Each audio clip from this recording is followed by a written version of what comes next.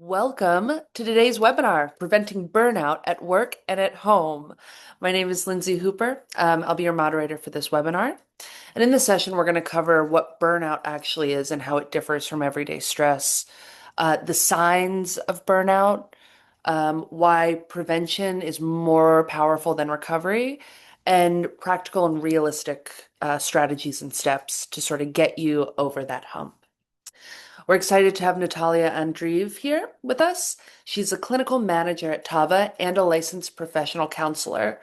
Prior to Tava, Natalia worked as a clinical therapy team manager at Cerebral and as a therapist at AtlantiCare. So welcome, Natalia.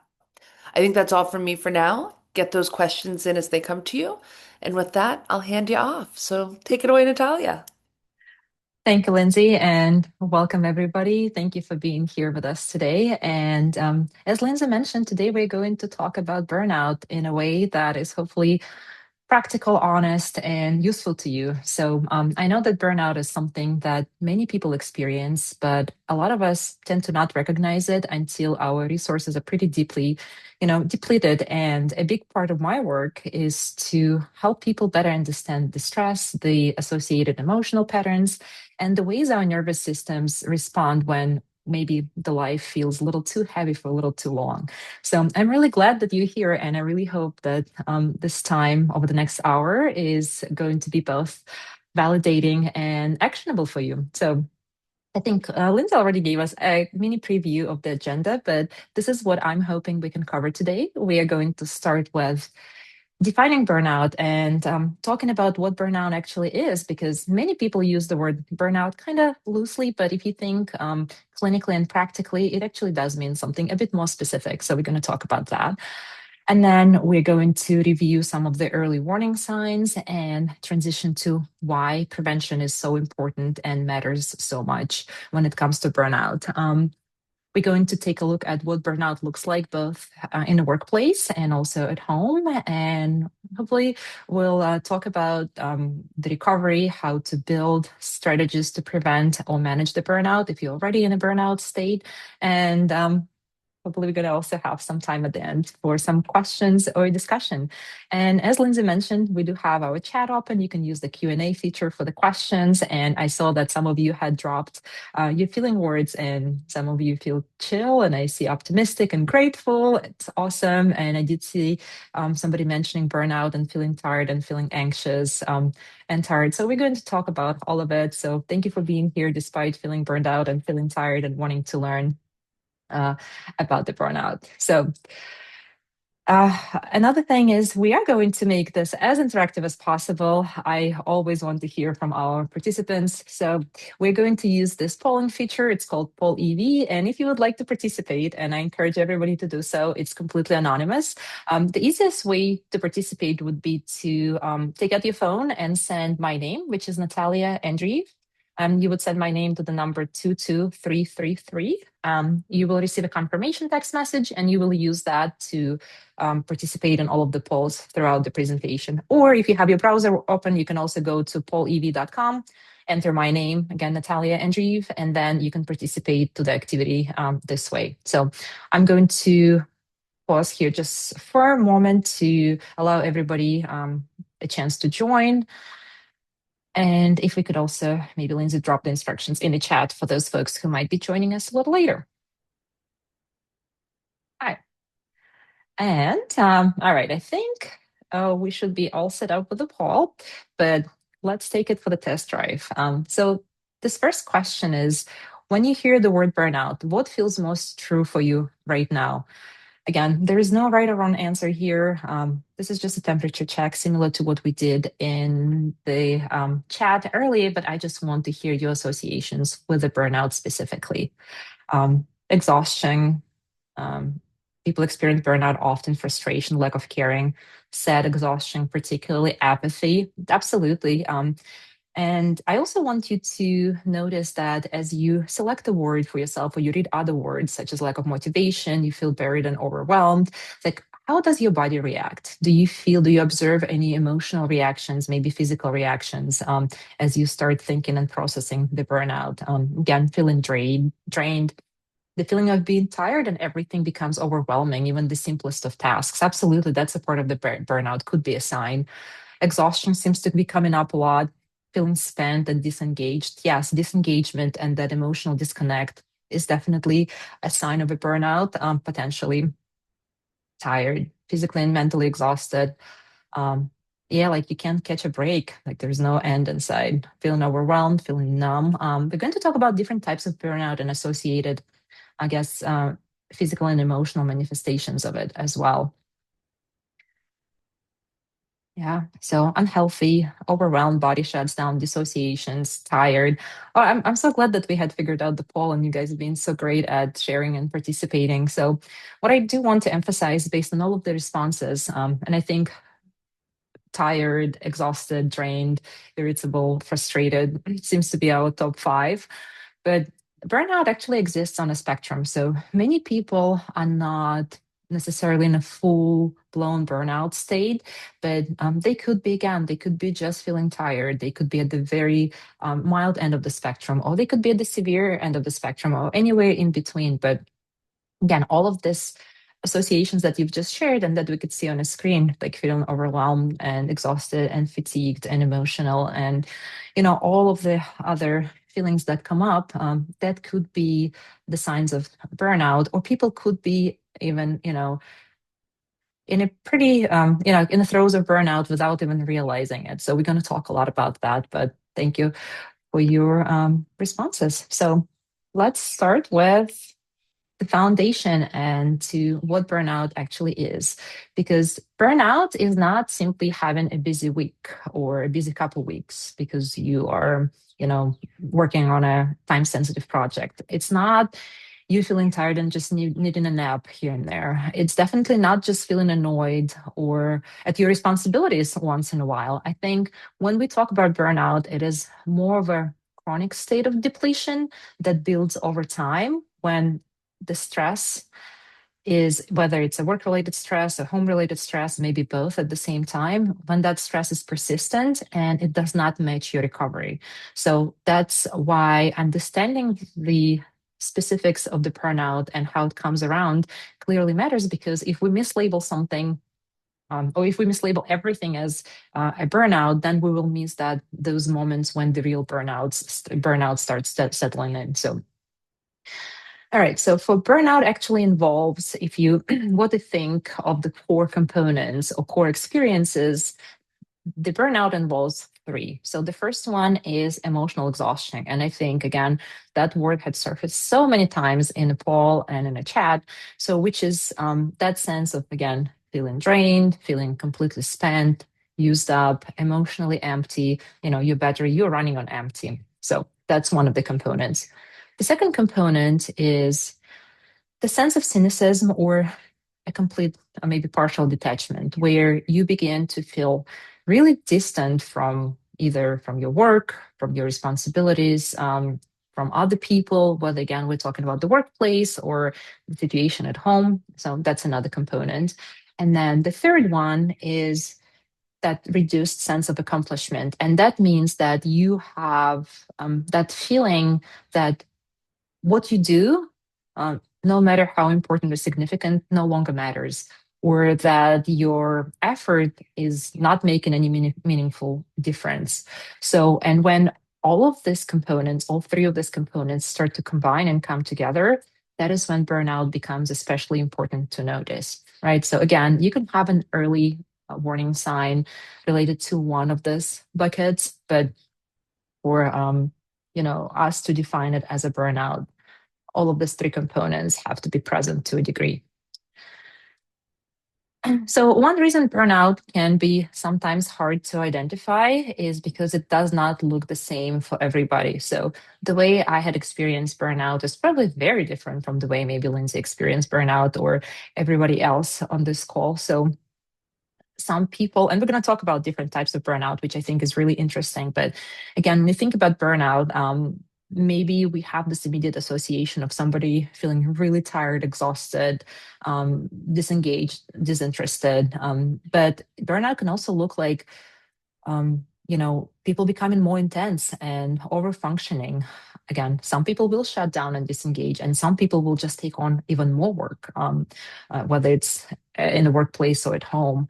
And for some people, they could feel burnout primarily in a workplace, and while others can maybe manage that in a workplace, but feel it more when it comes to their home life, their caregiving responsibilities, or maybe the invisible labor and workload that they have to carry each day. So when we talk about burnout, I just want us to think really broadly and kind of make room for different lived experiences for different people and recognize that it probably will look different for each and every one of them. So, as promised, I wanted to go over a few different types of burnout. I think a really interesting slide. So, because it can show up in different ways. So, the first type of burnout, we call the frenetic burnout. And this is the type of burnout that would be characterized by this high levels of dedication and work overload. So people who are in the frenetic burnout state will actually, instead of disengaging and withdrawing, they will work harder. They will push themselves harder, and they will work faster, just in that search of success, relief, and in the process of doing that, they're putting their health and their personal life at risk by, trying to meet those excessive demands. So when we talk about the frenetic burnout, some of the behavioral indicators that you should be on the lookout for, whether you are doing it for yourself, or maybe you are helping out a friend in a workplace, or maybe you're a manager and you are responsible for other people. So some of the things to look out for is people working excessively long hours, right? So they're overly dedicated to the tasks, and they report or they're visibly experiencing pretty high levels of stress. So the mindset for that particular burnout would be believing that if they do more, they then eventually they will just catch up with everything, which again often leads to even more burnout. And the way this type of people in this particular type of burnout cope, that they will vent about it to other people. They will try to resolve the issues that they're facing by taking on even more responsibilities, and that is what's going to create the high dedication loop for them and just perpetuate that burnout state. So that's one type of burnout. Another type of the burnout is called the underchallenged. And this burnout can occur when a person, an employee, is sort of like understimulated. Maybe they're bored, or their position just lacks the opportunities for growth. And this type of burnout is observed frequently in the jobs that involve those monotonous or repetitive tasks, and it's kind of the opposite of the frenetic burnout. So with this particular burnout, what to be on the lookout for is kind of the sense of indifference. People will maybe engage in sort of like the superficial performance of their tasks, and definitely a big hefty load of disengagement is present in this particular burnout.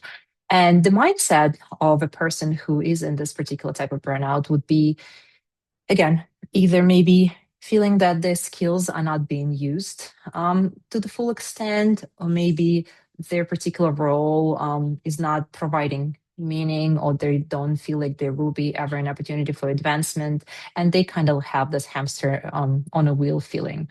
And the coping mechanism for a person in this particular type of burnout would be either, cognitive avoidance of tasks, conversations, interactions. And they will do that by either distracting themselves, just completely disengaging, or just maybe sometimes even daydreaming. So those would be some of the indicators. Another type of burnout is called worn out burnout. And it's also, I think, can be called neglect burnout.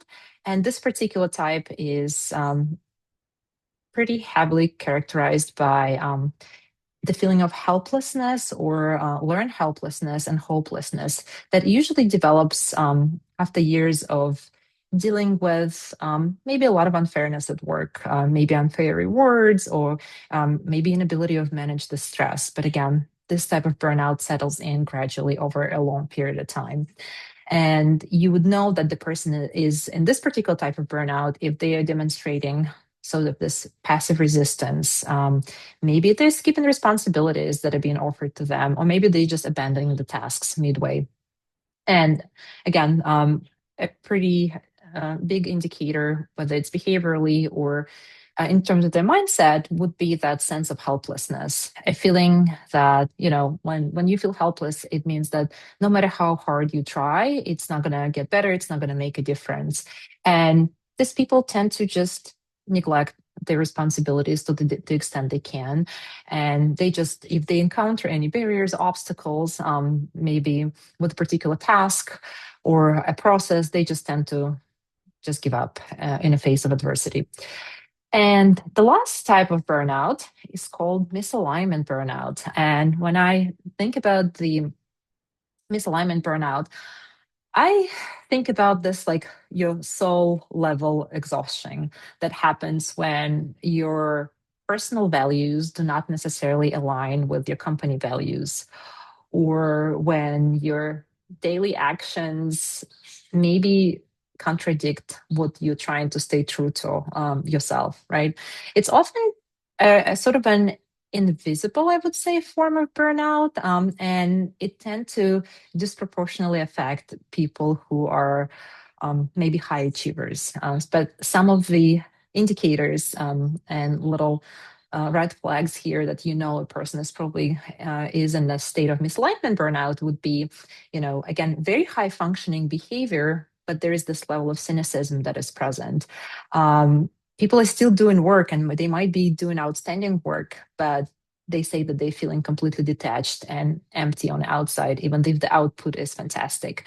And the mindset is sort of like this, because again, it has to do a lot with the misalignment between the values, like slow poisoning feeling that the work is becoming meaningless. It leads to a constant internal conflict, right, between your professional requirements and what you have to do to fulfill your responsibilities at your job and the ethical standards that you have set for yourself. And how this particular people kind of cope with the burnout here, they either procrastinate, right? So I'm faced with this task or this project, and it creates a lot of cognitive dissonance or internal conflict. So I'm just going to try to, you know, um, avoid it as long as I can. They could use daydreaming as a way of escaping their reality, or just, assuming the attitude that I'm just going through the motions to get to the next paycheck. I still need the job to pay my bills. And, but again, I'm not happy on the inside. So those are the main types of burnout that we tend to notice in the workplace.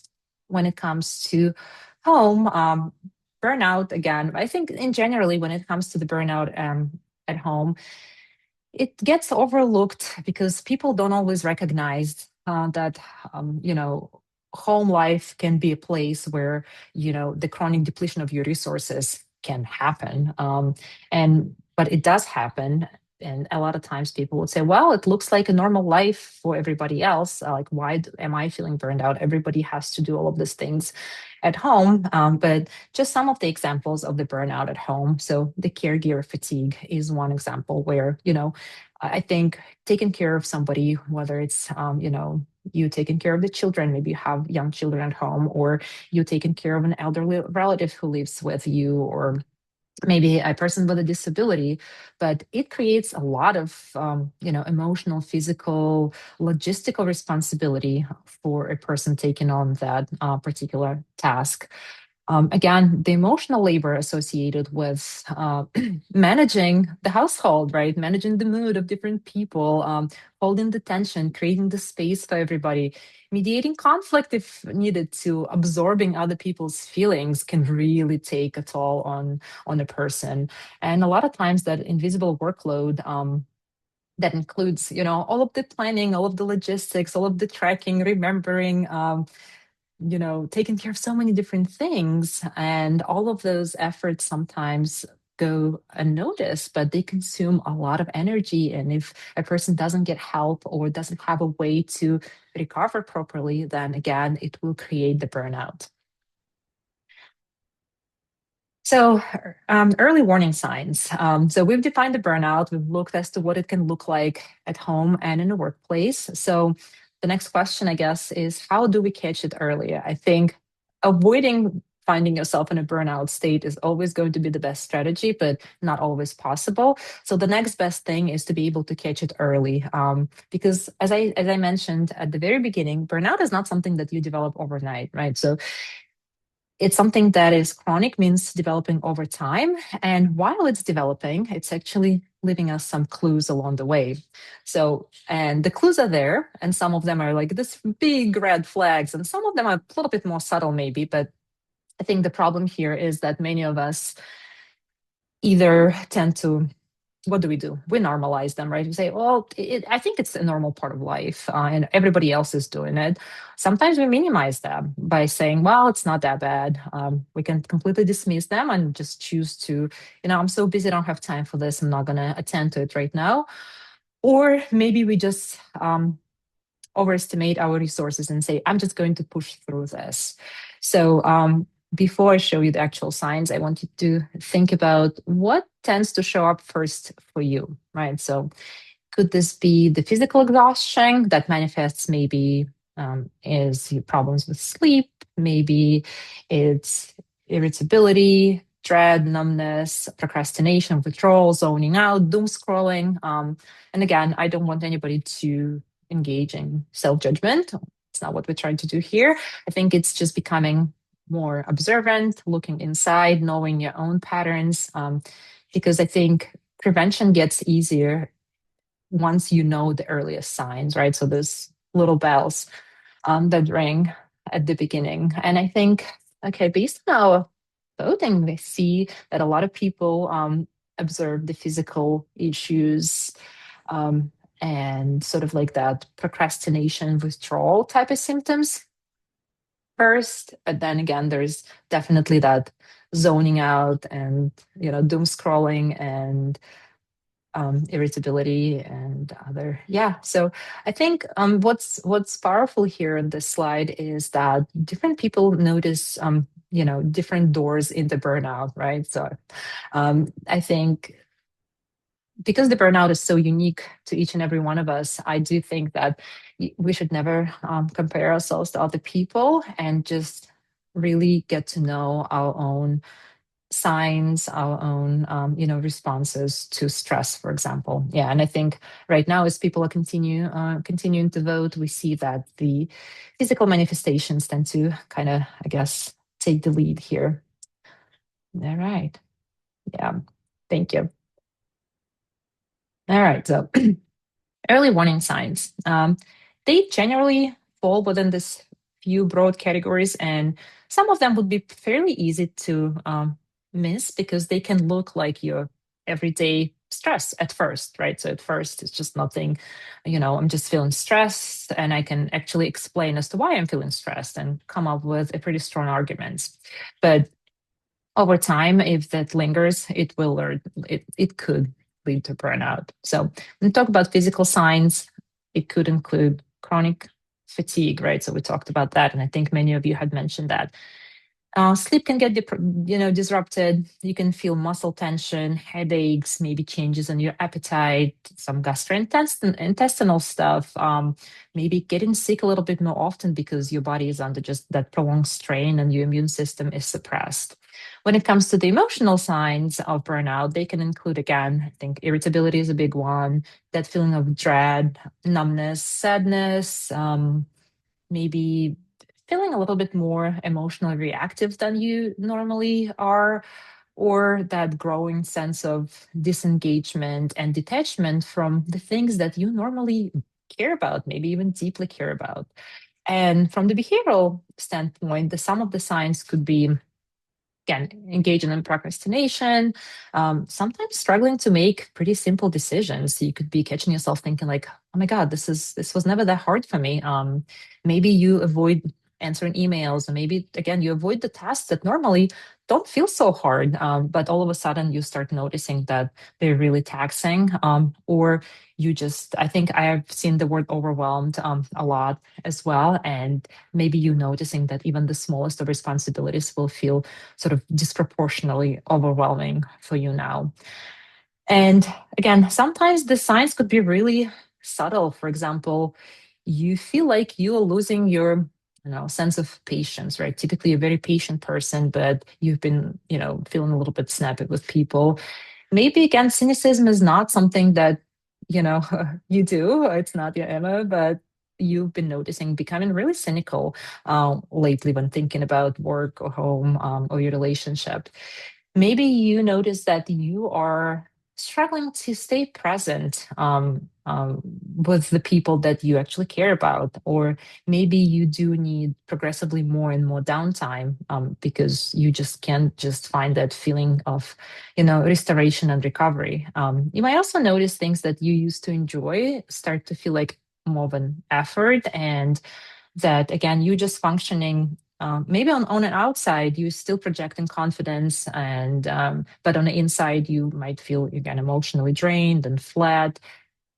And I think just really really getting to know yourself and knowing the signs, it really matters, because it's often the way of our body or our mind and body telling us something unsustainable is actually happening in a moment. So I also wanted to kind of do the side note and say that, yes, this signs can definitely overlap with symptoms of anxiety or depression. Again, even though burnout, anxiety, and depression are not the same thing, but they can definitely coexist. They can exist alongside each other. And sometimes it's really difficult to discern, is this a sign of a burnout, a sign of depression, a sign of anxiety? And I think, again, that's why it's really helpful to not just dismiss these changes as just being tired or having a rough week. If these signs are persistent, if they are intensifying and not resolving, or if it's really starting to affect your day-to-day functioning, I think this is your little sign that you do need and you deserve additional support, and maybe talking to the professional to help you understand as to what it is that you are experiencing. So, and this is why the prevention matters so much, because if you think about recovery, recovery from a burnout does take way longer than the time it would have taken for you to address the very early signs. That's why we want to catch and address it early. And the stress, the prolonged state of burnout, will start manifesting itself in pretty significant ways. And it can, such as you can develop some issues with your cardiovascular system. You can be more vulnerable to developing a clinical anxiety disorder or a depressive disorder. So I think one of the biggest reframes that I want to offer you today is that rest is not a reward that you earn after you already burned out and you collapse. Rest is maintenance. And when you set boundaries, and we're going to talk about boundaries, boundaries are not selfish. Boundaries are your strategy, one of the biggest strategies that you can equip yourself with to manage the burnout. And also that your energy is actually not infinite. And even if you feel like your energy is this bottomless pit, that you have a lot of it, I can tell you it is not. So therefore you do need to prioritize yourself and take care of yourself. So, and that's a great segue into the prevention. So we're going to talk specifically about preventing burnout at work. Even if home life is stressful, I think when it comes to workplace, it does have its own, pressure points, and we're all pretty familiar with the sometimes specific expectations, the pace of our work, the emotional demands perhaps associated with our jobs. Sometimes there are unclear priorities. Maybe there's constant interruptions, and maybe for people who do work in a remote environment, maybe it could also be as that subtle pressure to always be available. So burnout prevention at work is not only about working less, and we're going to talk about that a little bit. It's often about actually working differently, right? So it's about working differently. It's about recovering really intentionally, and also protecting your energy very, very carefully. So let's do this. Let's talk about this question honestly. So right now, what drains your energy the fastest when it comes to work? Is that just you have too many competing priorities? Is there the sense of this constant urgency, emotional demands, lack of clarity, maybe, or directions, or feeling like your efforts do not make a difference?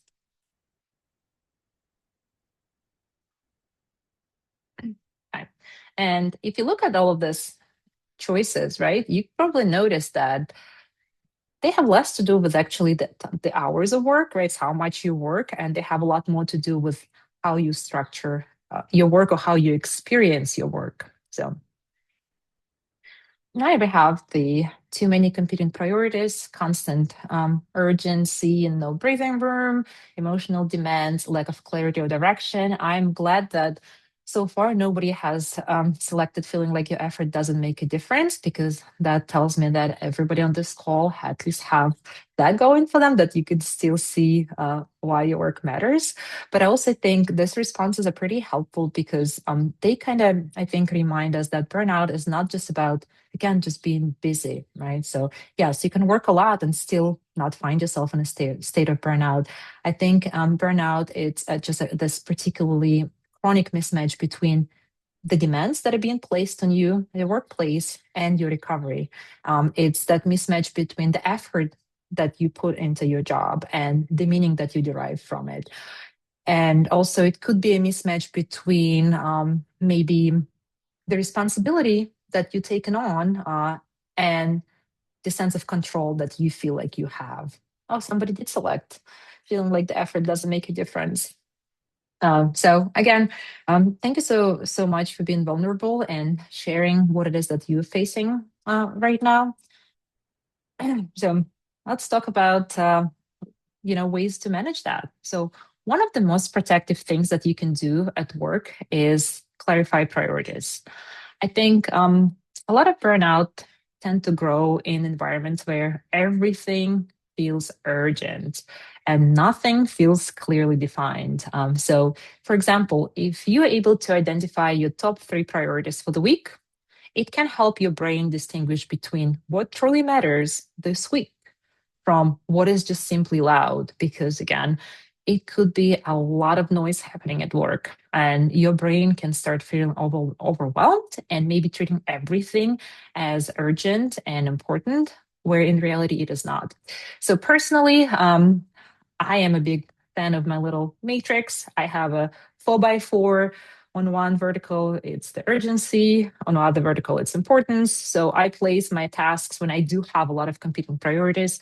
I put them in those quadrants, right? So urgent and important, urgent but not important. And then, you go through, and then gives me a little bit of like a visual map as to what do I need to tackle first.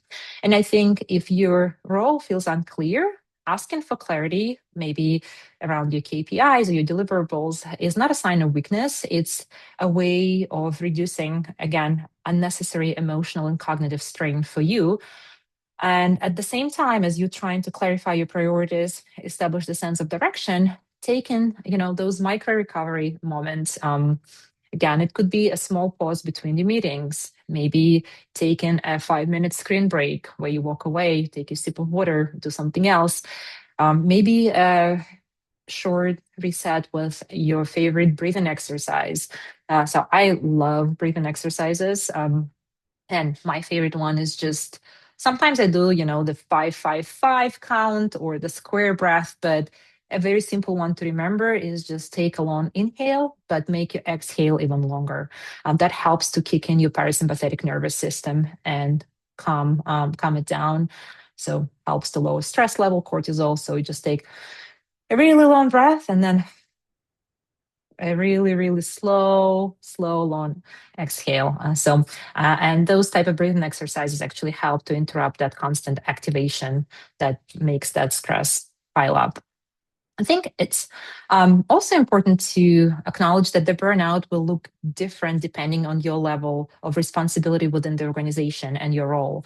For example, if you are an individual contributor, again, the burnout can come from the workload, the sense of the lack of control, maybe again unclear expectations, maybe constant task switching that's required of you, or maybe just feeling that pressure of staying productive all the time. So that's how the burnout could manifest. And if you're a manager and you're managing people, those would be the signs to, or maybe the conversations to have with the people that you manage. If you are a manager, if you're in that particular level of responsibility within your company, the burnout often can include not only your own workload and the work demands for you, but also all of that emotional weight of supporting other people. Now you are navigating conflict, you are trying to manage team morale. And sometimes, as a manager, you might feel caught between the expectations of the leadership and your team needs. Again, could create a lot of stress and pressure. And for those of us, for people on the call and who are in the senior leadership positions, so the burnout may show up very differently. Maybe it's going to manifest itself as the decision fatigue because senior leaders often tend to face a small number of very high impact decisions. And then, maybe from that chronic pressure, maybe from the isolation that they face, again, holding that particular position, maybe because they are in a position with very high stakes accountability and they sense that they always have to, project steadiness and be that, steady figure at the helm of a company, even when they are feeling themselves, depleted and overwhelmed. So again, just being able to recognize that it would look very different depending on your role. And again, the theme of the burnout is still those three core components that we talked about at the very beginning. That's going to feel the same across all roles. But the pressure points are not always the same. And that is why the prevention has to include both, right? The personal habits that you develop for yourself that are specific to you, that are helpful and effective for you because you know you, but also some level of role awareness, right? So for somebody as at the individual contributor level, it could be, again, for them asking the manager to clarify the expectations or their KPIs, or maybe help them assess their workload and maybe shift something. But again, when it comes to prevention, the goal is not to just simply work really hard, but it's also to better understand what kind of strain your role creates and where do you specifically need more clarity, more recovery, and more support. All right, so question for you. We're going to dig a little bit deeper here. Which boundary feels very hard to hold at work right now? Is it saying no to something without feeling guilty? Is it not replying to your email or Slack after hours? Is this protecting the time that you set aside to get something done? Is it leaving work at the end of the day, or asking maybe to shift priorities when you know you're at capacity? So, and I think for many people, boundaries are very difficult, not because they do not understand them, but because they fear that they could be disappointing other people. Maybe they don't want to be seen as they're not committed enough, or they're just afraid to lose control of their workload. And I know that we can have a whole webinar on how to set boundaries. It's definitely not an easiest thing to do.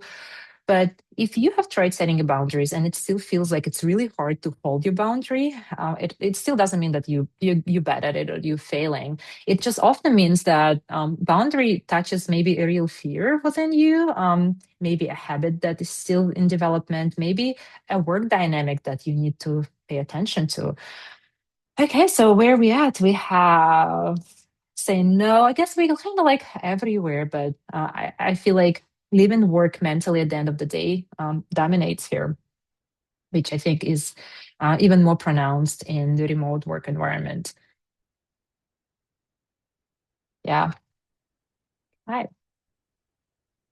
So going back to boundaries. When it comes to setting boundaries, language really, really matters. So sometimes people know they have a boundary or they know what kind of boundary they'd like to set, but they don't know how to say it in a way that would still feel professional, that would still feel, respectful, but also firm.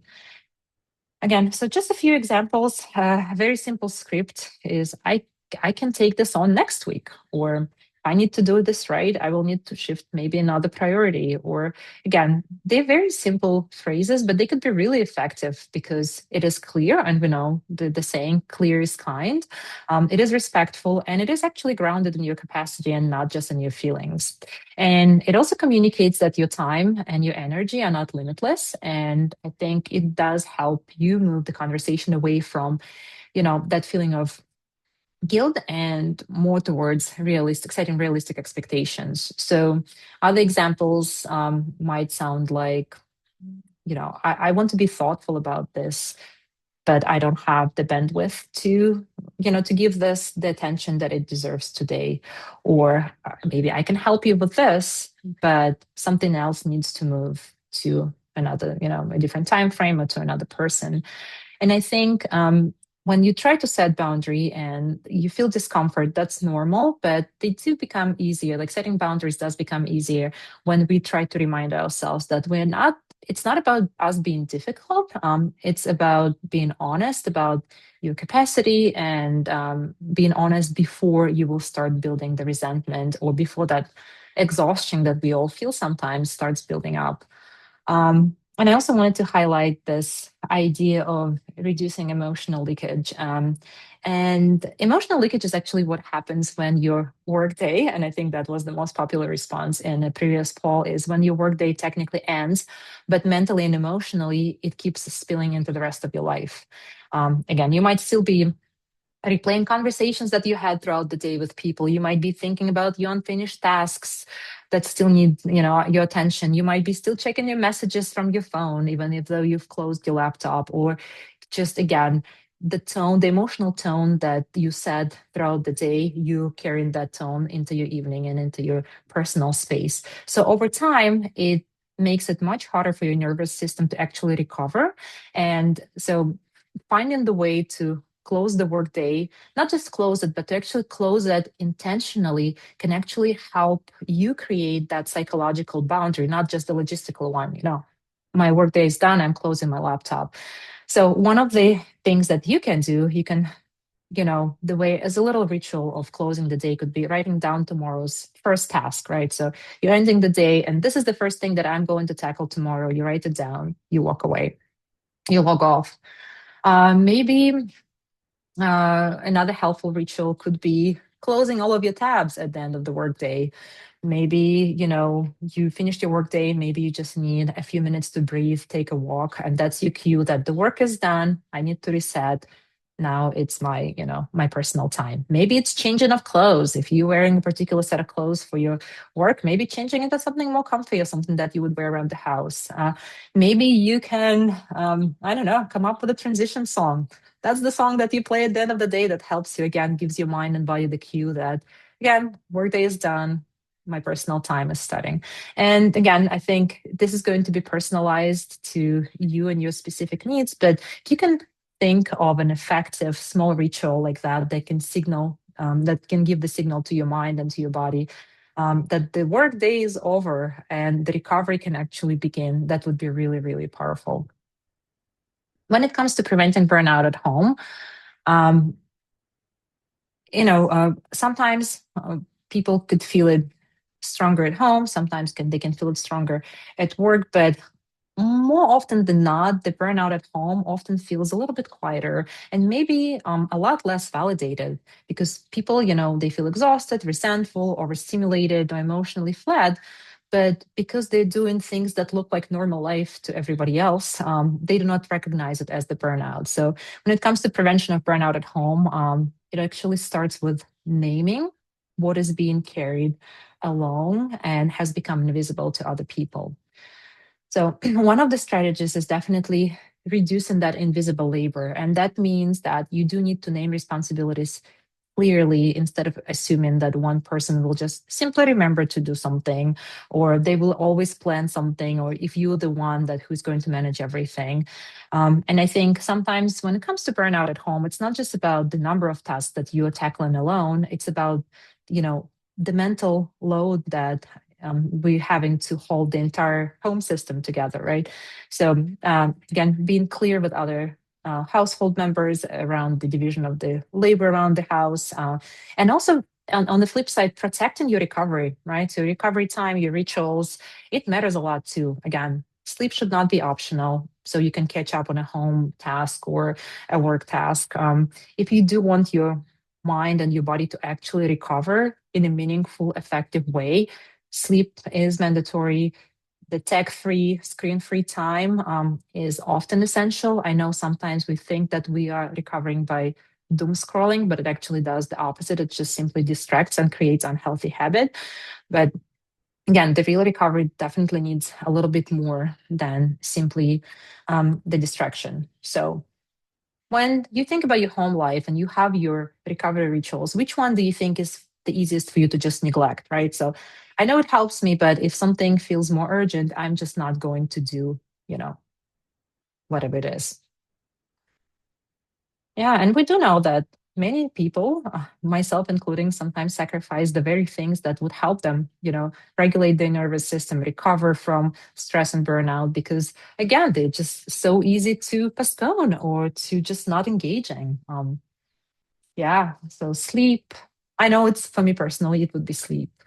I think I can function on very little sleep sometimes, but I cannot. And I know that. So I try to prioritize my sleep. Yeah, quiet and alone time. Even if you're an extrovert, a lot of times when we need to recharge quiet in a quiet space and alone. Yeah. So we're pretty attached to our devices, not only our phones, but also, you know, tablets and TVs. So really, really hard to say, yeah, so this is my tech-free time and continue scrolling. Movement could be quite difficult to engaging, like forcing yourself and doing something enjoyable. Absolutely. And I think this is a really important insight if you know that about yourself, because again, the rituals that we neglect most easily are often the rituals that are needed in our life on a very consistent, intentional basis. So, another strategy at home for the prevention of burnout at home is could be that emotional load awareness, right? So, asking yourself, am I my household's planner? Maybe the mediator? Am I the one who remembers everything, that has to remember everything? Or am I the one who notices everybody else's needs first and attends to them? So if your answer is yes, right? So the next question would be, what can be shared with other people more intentionally? And, in the same token, um, you know, I want I may to make a case here for scheduling joy. I know it could sound a little bit silly, but many of us as adults specifically, we just wait, we continue to wait for joy to happen naturally. After everything is done, all of our tasks are completed, but most people actually find out that that moment just fully never comes or comes really, really rarely.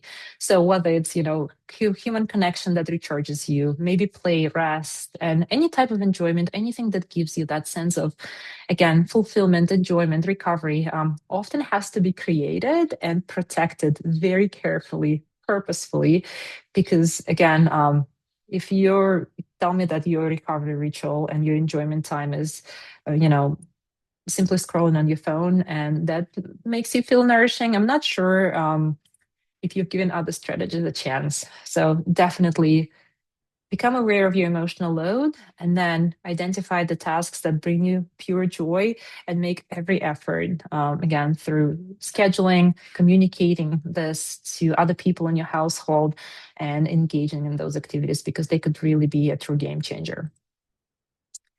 So, and all right, so we talked about prevention, right? So, talked about prevention or maybe like early identification and engaging in some strategies to prevent the full blown burnout. But maybe some people who are here today already find themselves beyond that early warning stage, right? So, now let's talk about the recovery if you are in a stage of burnout.